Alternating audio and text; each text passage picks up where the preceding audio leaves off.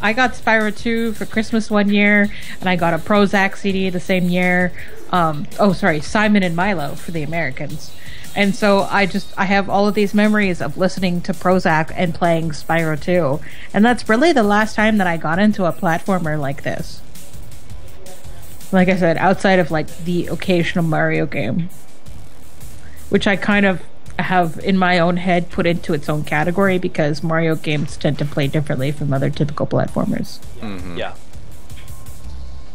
EU4 just released its next DLC announcement just today, so I'm excited for that. Who's that? Europa Universalis 4 Paradox. Oh, okay. A game that no one in this chat has any interest in. Except you. Yeah, it's not really like my taste. Yeah. I've been playing a multiplayer game with another guy that's been pretty fun. Cool. Yeah. I like Paradox as a company. I think that they have championed a lot of really interesting games. Like, I was addicted to Magicka for a long time.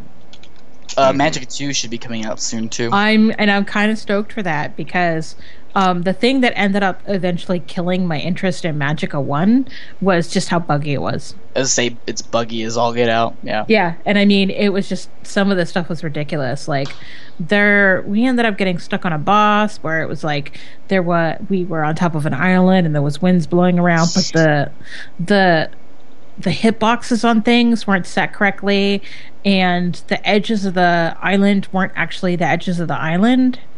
So it was very frustrating. And I mean, the one time we did beat it, the game crashed. Yeah. And it turned out that there was just a crash bug if you played that boss in multiplayer. Yep, sounds about right for Magicka 1. So, shrubbery! I'm excited for Magicka 2.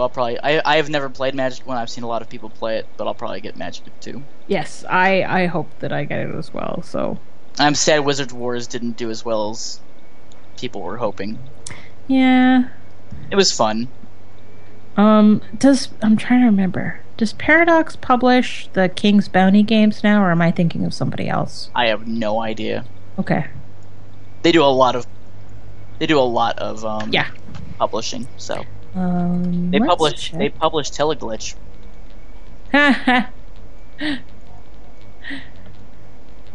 Them and Devolver seem to be the two biggest indie games. Devolver Digital is fascinating to me because they sort of started out as making their own games, and now they're like an all-around indie publisher. Yeah, they made Hotline Miami, and then they've just been snagging and devouring other indie games to publish.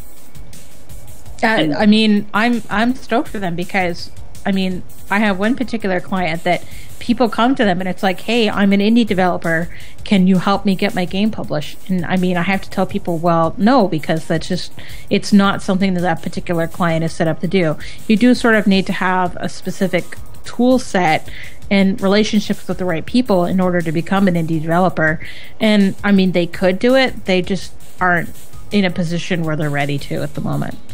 Yeah. From everything I've heard, Devolver is pretty helpful. Very. And I mean, if they can't help you, they at least try to set you up with someone who can. I mean, the company that did Speedrunners, the game, the concept, is also now a sort of overall indie developer. Mm-hmm. And so I send a lot of people their way as well. Yeah, I know the guy who did Heavy Bullets. I've talked with him quite a bit. His name is Terry. He got picked up by Devolver, and he was going to do all the music by himself, and then they got him with Dose One, I think is how you pronounce his name. But big European techno guy. And he did the entire soundtrack through Devolver. And they published this game, which is pretty cool. And got him on Steam and everything. So, it was pretty cool watching that. Like, one day he was like, yeah, I'm just gonna hope to go through Greenlight. Oh, I got Greenlight, that's really awesome. And the next day he's like, I got picked up by Devolver. I was like, that's insane. It's like overnight, just done. Yeah, pretty awesome though. Yeah. So, any thoughts on Broken Age? I need to sit down and play it. Yeah. I have like 2 different keys for it, and so I just actually need to. I played the first half when it first came out, and I loved the way that they ended it. I was actually gonna double dip and pick it up on Vita, but because they integrated touch controls and they kind of did a so-so job of it, I'm leaning away from it because the way that it works is you can tap the screen, and instead of advancing the text box, it actually skips the entire conversation. Okay, that's weird. Which I find to be really unintuitive. Mm-hmm. So I love the touch screen because, like, right now I'm actually playing a bunch of Vita games in a row, and I am in the process of playing through Danganronpa Trigger Happy Havoc, which is sort of a cross between Phoenix Wright Persona and damn, that teddy bear creeps the hell out of me. Is that a game? Yes. Oh no, the third one? No. It's it should be. It's a cross between an Ace Attorney game and a Persona game, and on top of that, there is the most creepy teddy bear in existence. I was just really hoping, damn, that teddy bear creeps me out. It was a game in itself. Matt, after Delver's awesome drop, game. That's what we're gonna make. Coming soon from Pixelscopic. Damn, that teddy bear scares the crap out of me. So it's it has touchscreen controls where I can just tap on the screen and it advances the text to the next box. And I really like that because there are times where I am like typing on the computer or I'm eating a snack, and so instead of having to press a button, I just tap the screen. And I love that sort of function because it's like there are times where I'm typing and I just sort of stick my pinky into the screen and it just keeps going. I am a very unashamed multitasker.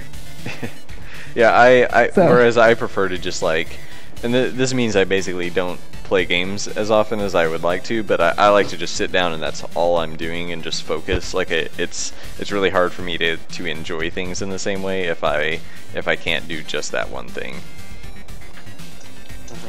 Yeah, see, I have so much work that's hurry up and wait because I'll get an email that's like, write this press release, or hey, I need the schedule for the next 2 weeks, and so I have to send it, write it, research it, send it, and then I have to wait for it to be approved and sent back to me.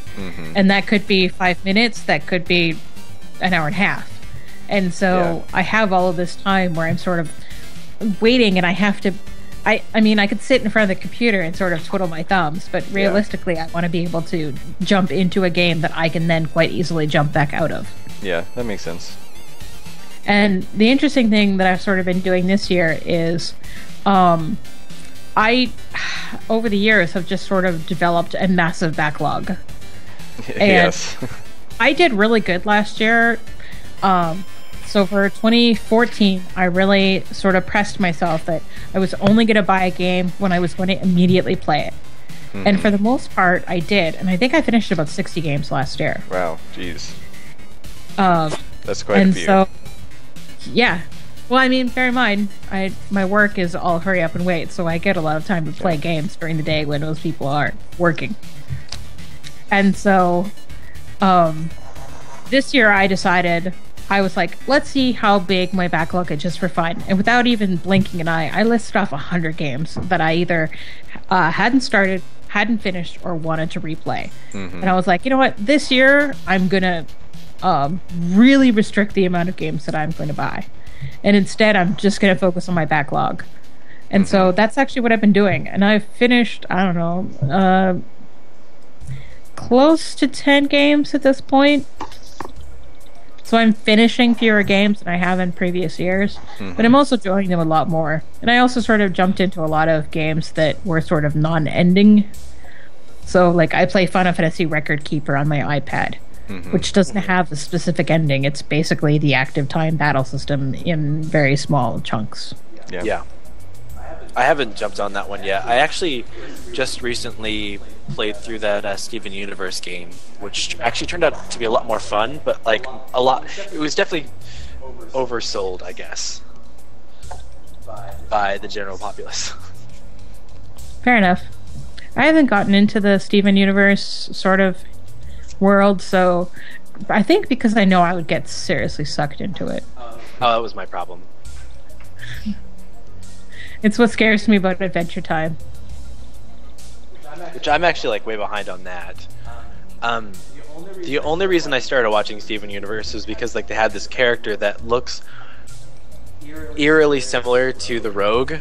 Yes, I'm seeing that post on the forums. And it's the character like Connie, if anyone who was like watching the stream like knows what I'm talking about. But like the episode happened and I'm just like, okay, so now I just want to watch this entire series. And like, yeah, like it's actually kind of likely that this is an homage, because they do this a lot just throughout the entire series. There's just tons of references to like Final Fantasy and like GameCubes, and like they're like, you can obviously tell this is definitely a reference or just an Easter egg or something like that. So the consensus is that we now think it was an actual homage to Delver's Drop? I think it might have been. Like, it's more likely just because I've watched the entire show, and it's wishful thinking, based on the stuff they have. Maybe it's wishful thinking, yeah, I guess. But like looking at everything else they've done, like it seems kind of pretty likely. Mm-hmm. Well, that's cool. Because I haven't watched it still. I haven't seen it either. Oh, you should. It's gorgeous. Everyone says it's good. But I usually just watch a bunch of YouTube stuff. Try to keep up on game news and all that. Total War Warhammer is coming out sometime. Another one of those games that I'm probably one of the only people in the stream who's interested in. So what kind of, like, what genre is that one? I'm not super familiar with. Real-time strategy. Okay.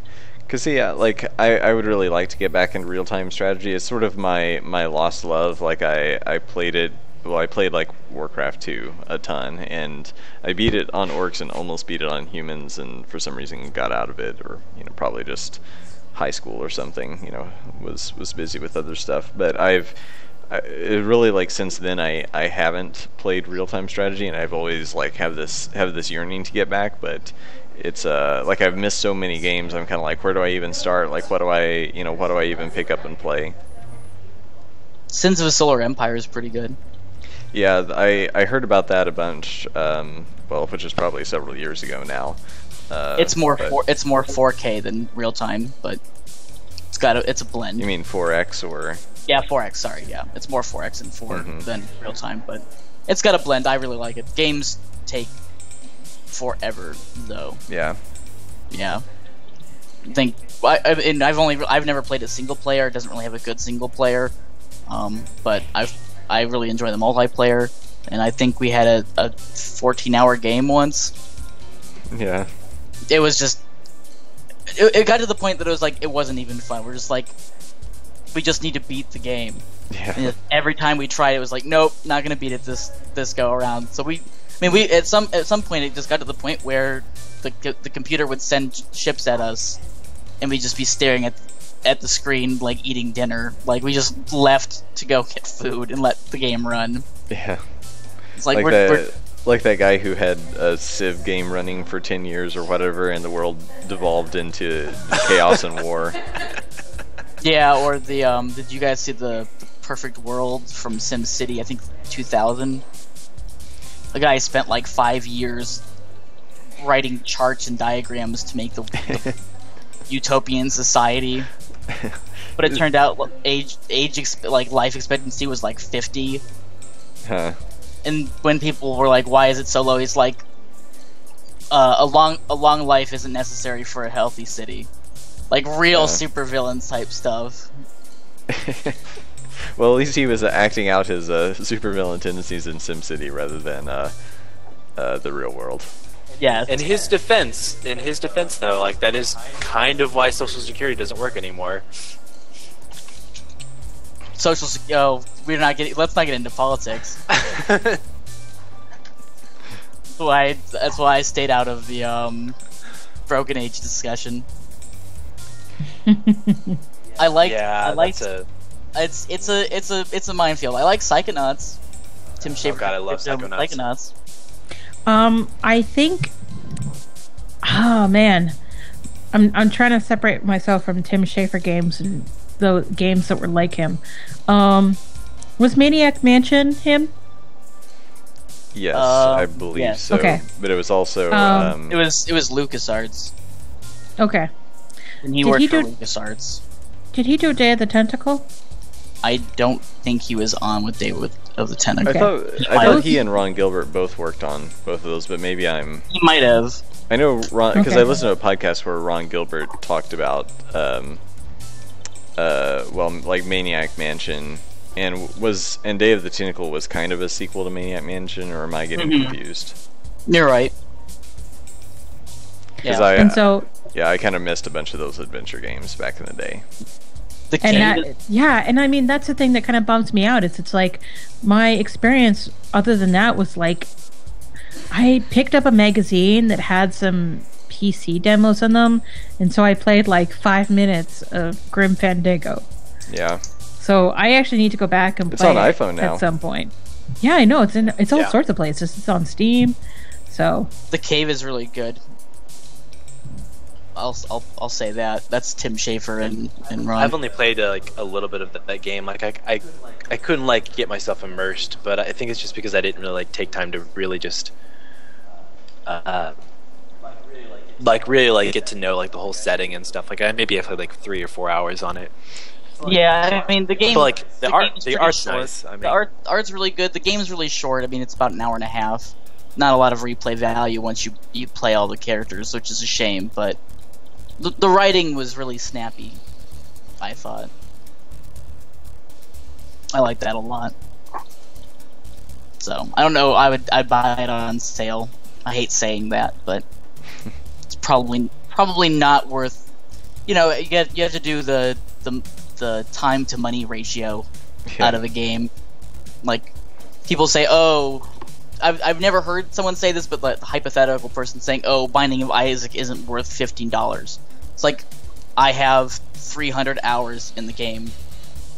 you sure it's not worth so. $15? Are you really sure it's not worth? Like, especially when it comes to roguelikes. Oh, well, that's $20. It's like, well, are you gonna play the game for 3 hours and then never play it again? Then $20 is probably not worth it. But is $20 worth 1,000 hours of your time? I have 600 hours in Europa Universalis 4, and I got that on sale for 15. So I've definitely got the value for it. Mm-hmm. I have more than that in Delver's Drop, so I definitely got my value there. It makes me just like feel like I've unfairly taken advantage of you and your time every time you say that like you played Delver's Drop more than games that are actually finished and released. I've played Delver's Drop. No, please don't say it. I'm gonna cry. It's probably now the second longest time I've gotten a game. Oh, what's the first? StarCraft. What's that? StarCraft. Oh, StarCraft. To The a point original? that, yeah, well, and Brood War both. I can't tell you how many hours I have in that game. There were from 19. I think it came. StarCraft came in 1997, and Brood War was 98, or is it 96 and 97? One of the two. But I've been playing them almost. I played StarCraft and Brood War almost every single day for about 5 years. Yeah. Man. I have a dirty confession. You've never played StarCraft? No, I don't think I've played Delver's Drop outside of a trade show. Oh, that is a dirty. That's all good. That is.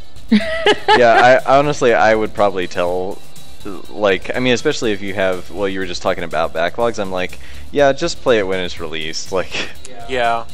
I mean, I am very stoked to play it when it's released, but I have just found over the years that I get really impatient for games to come out, and I find that if I play them before they come out, I just don't get as much enjoyment out of the final product, and that just kills me. And I mean, Delver's Drop I started getting Delver's Drop builds at the same time I started doing a lot of game testing at my current job. mm-hmm. And so it was starting to feel like my spare time was starting to merge with my work, and that was sort of an uncomfortable thing for me. That makes sense. So, yeah, I'm in a weird position with Delver's Drop right now because I love it, and I love watching you guys stream and doing all the art, and I like watching Vaz play it. And Have you ever seen me play it? I think so, yeah. Well, thank you. You're welcome. I don't always log into Twitch as myself, I sometimes don't think about it and leave my work account logged in. So if you ever like look at a list of people that are watching your stream, you may or may not see my name. Oh, well, I appreciate it. I'm pretty bad at the game for having so much time in it. I mean, it's sort of a game that you're designed to be not that good at. You do definitely have to work at being good in Delver's Drop. And I presume that's the way it was designed. Because, I mean, that's the way that Dark Souls is designed, too. Baker wants to make it all casual. Well, I'm he always... wants to cater to me. I mean, at the end of the day, I hope we recoup our investments and make it worthwhile for the Kickstarter backers. So it's in my best interest to make it appeal to as many people as possible. So I mean, maybe say someday when you win the lottery, we will make a game just for you. Oh, please. The game that only appeals to Voss. I don't even know what that would be. Well, you and Doom. I'll let him kind of. I don't think those are.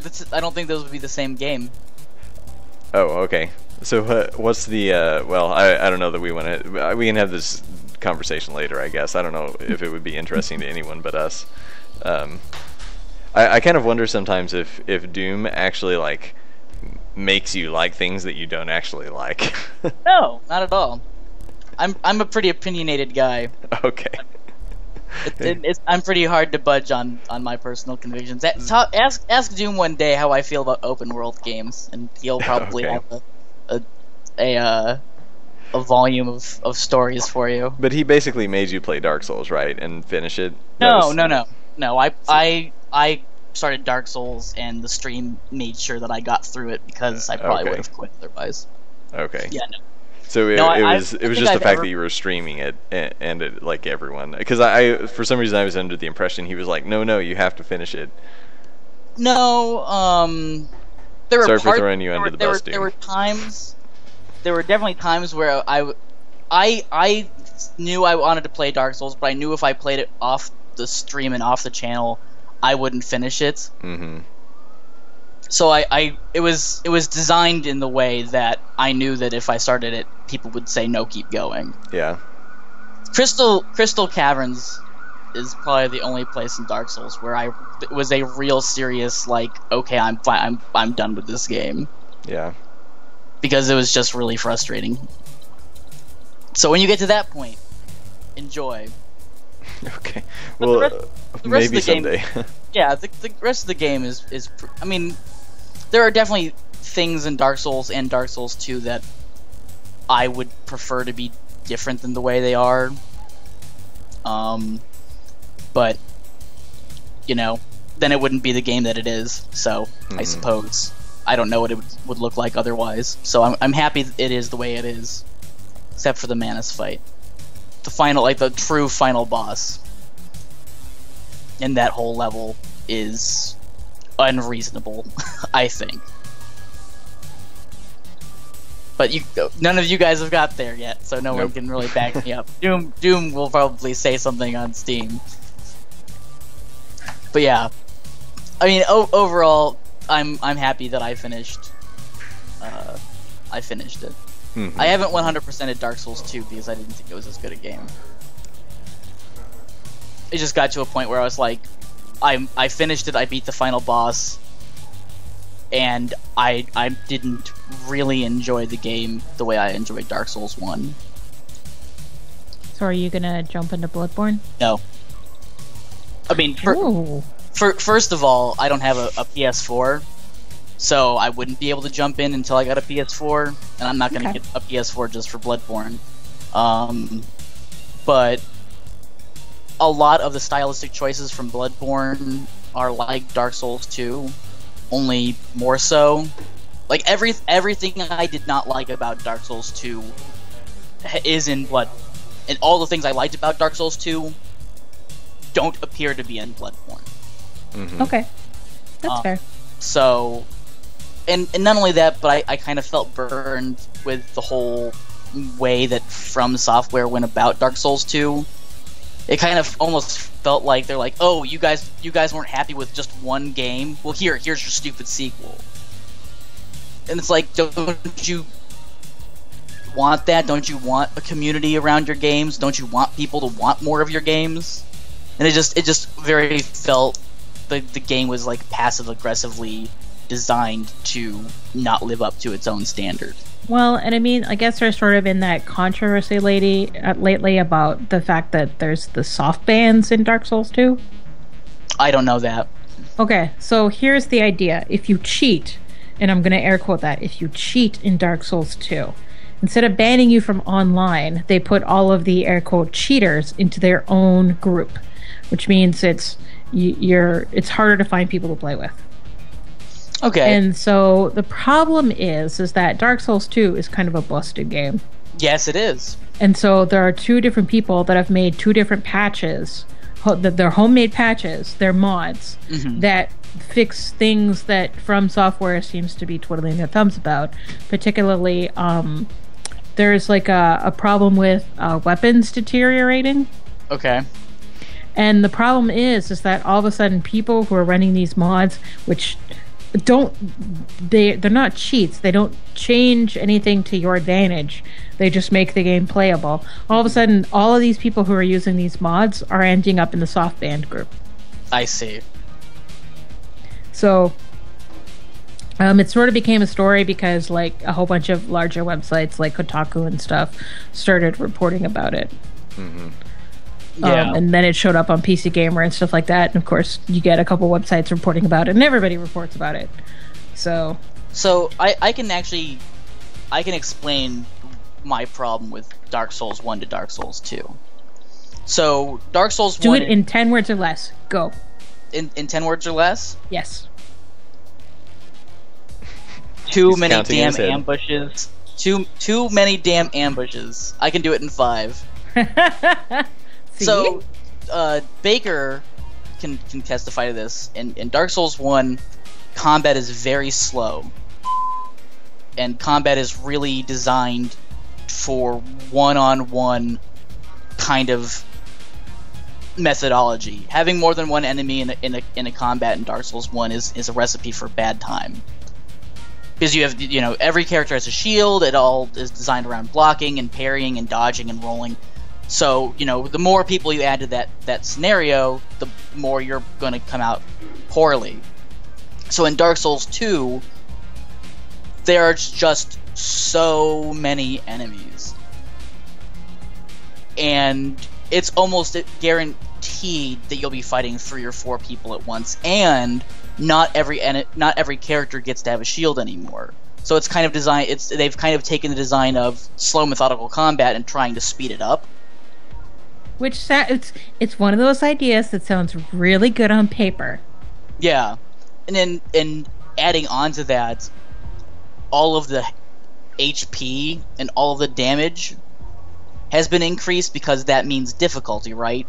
Thicker, harder hitting enemies means harder. No, it doesn't mean that. It just means, it's harder, but it's artificial difficulty. It's not harder. The game's harder. I kind of feel like it's they're selling a lot of games, and their games are very popular, and that's great. But they've kind of got themselves in this situation where they'll want to sell more games each time, obviously. Otherwise, if you sell less and less games in a franchise, how long can you continue it?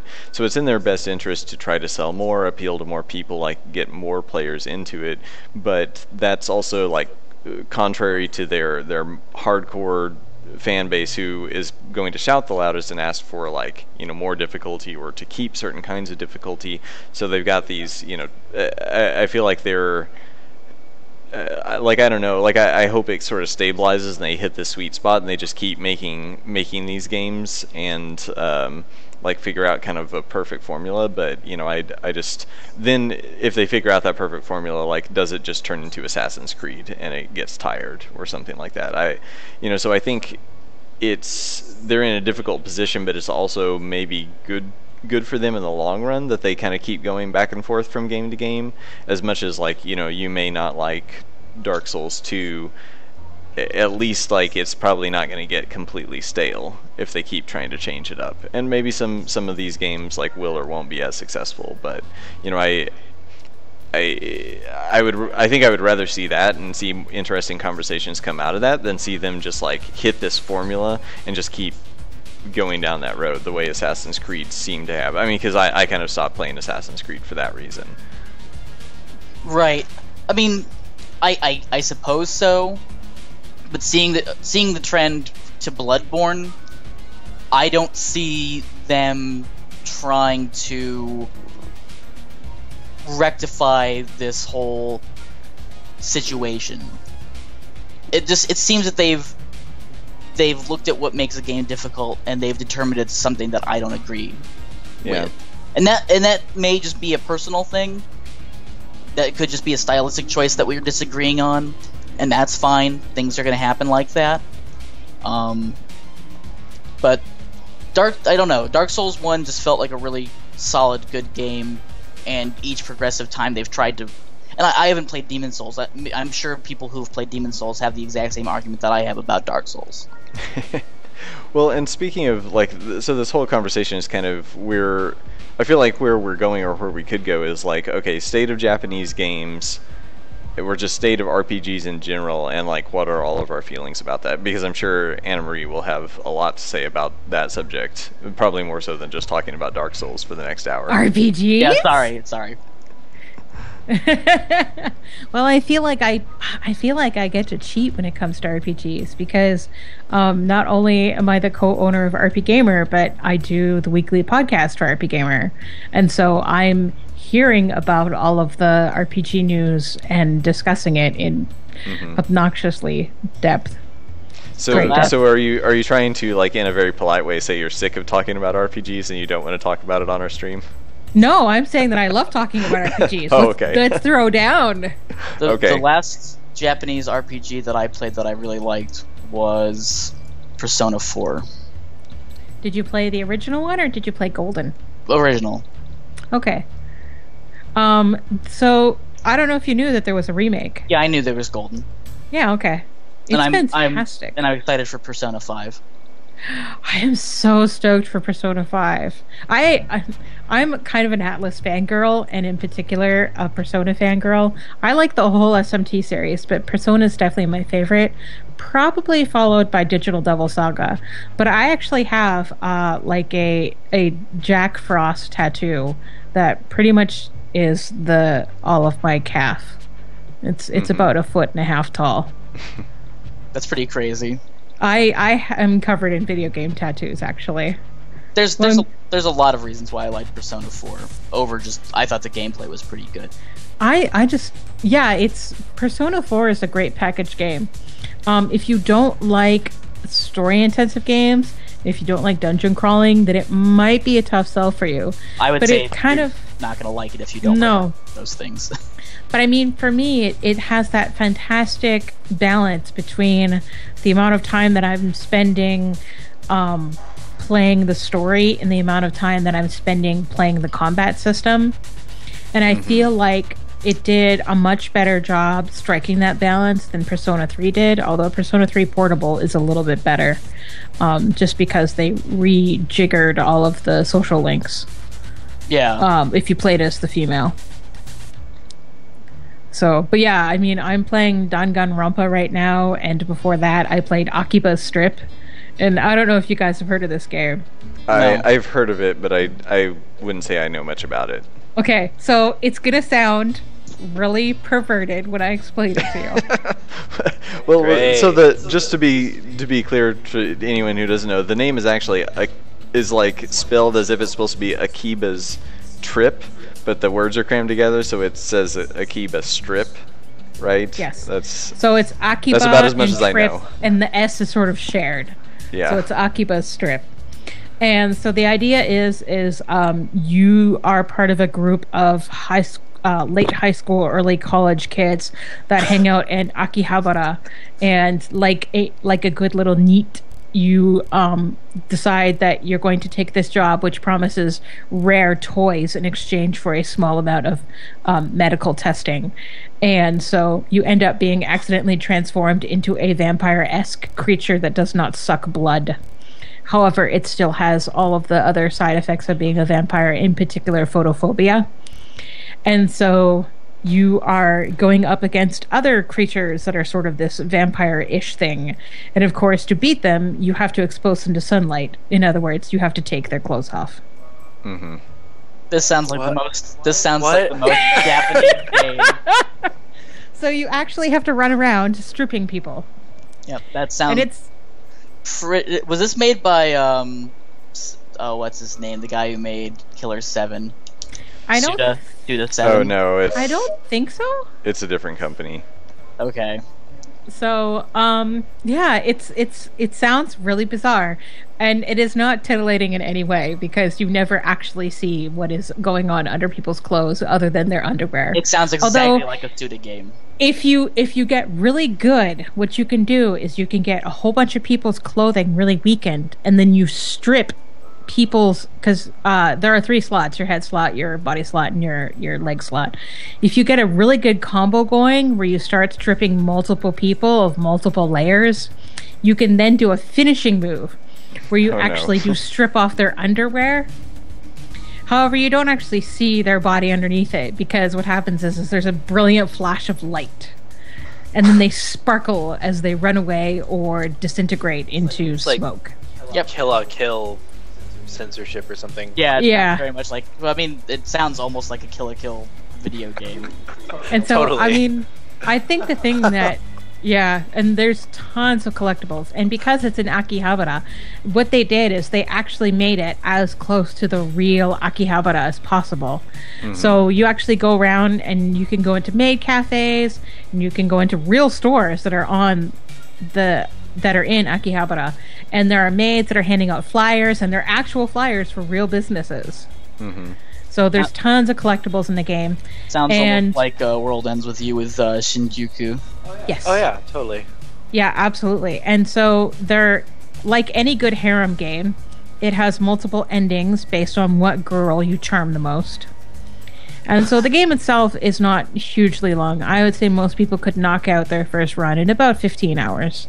But you can then replay it and get different endings and charm different girls and collect more things and level up. I have a question. Is harem game a term I can search for on Steam? Is that now like codified? Yes, you can. You Yes. can. Yeah, it is. Yes. Huh. So the Not that idea I'm going behind to. it- I'm just wondering Yeah, if it's right. like if this is Okay. a term like a buzzword I need to know now.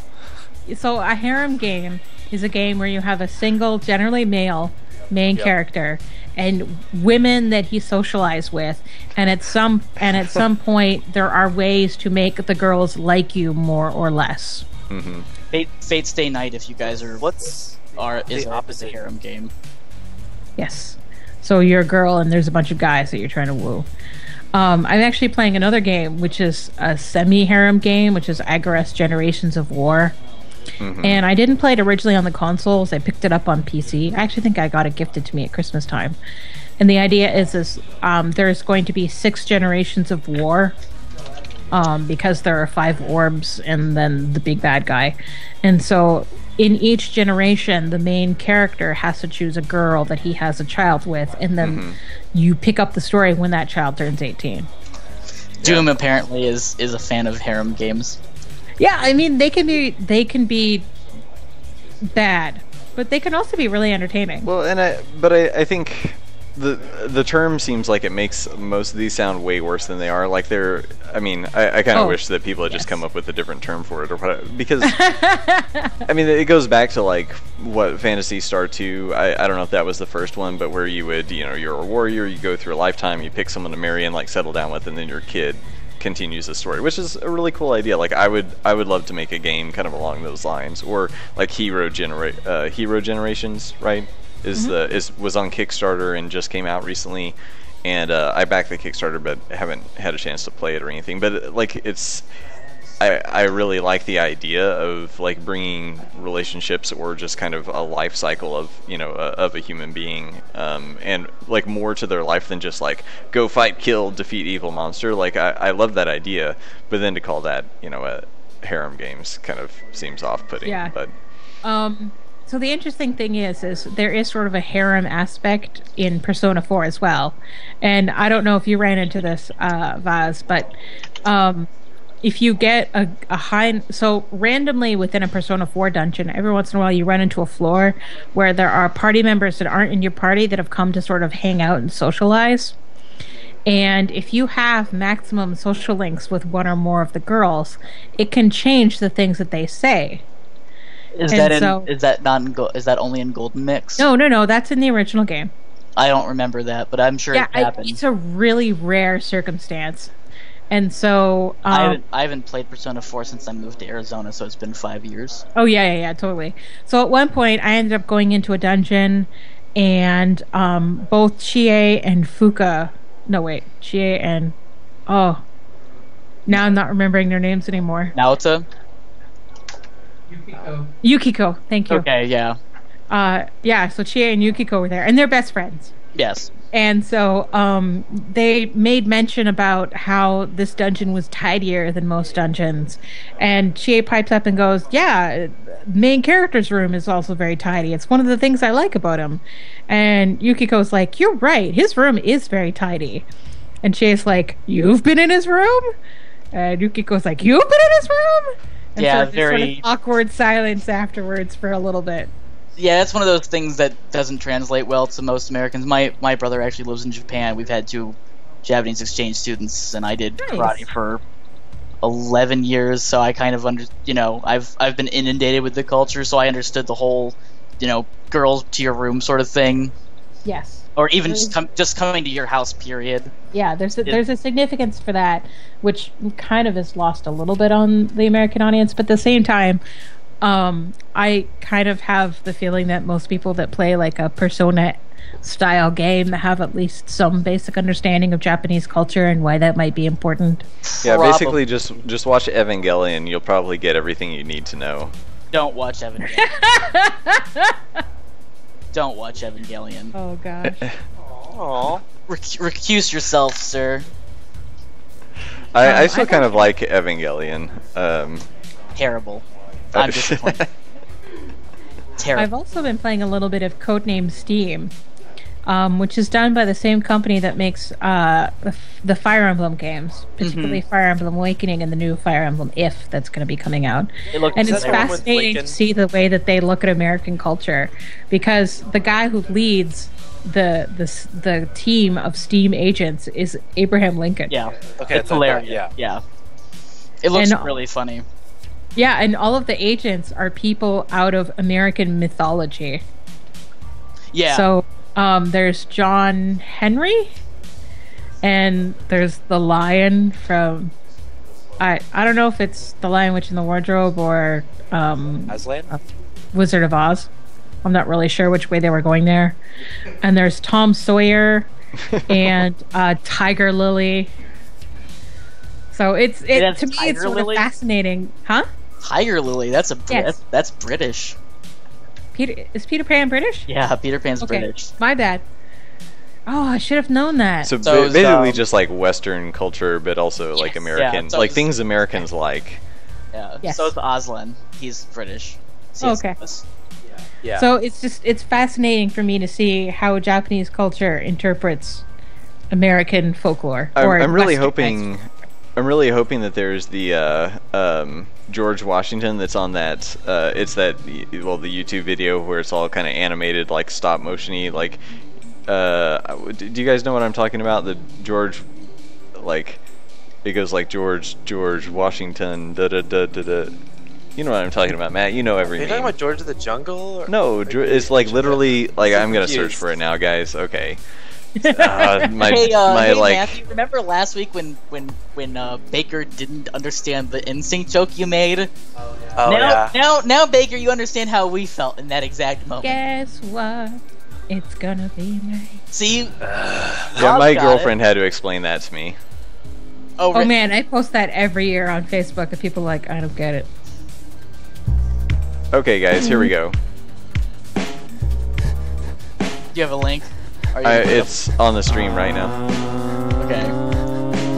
That means we can't listen to it. Yeah, we'll watch it in 30 seconds. Okay, well, I'll send you a link. Yeah. That's the one I'm talking about.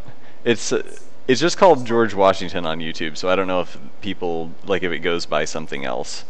Yeah, I've never seen this before.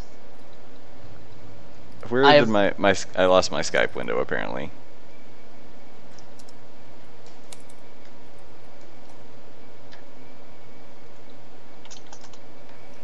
Okay, so my little joke there fell flat. Oh well.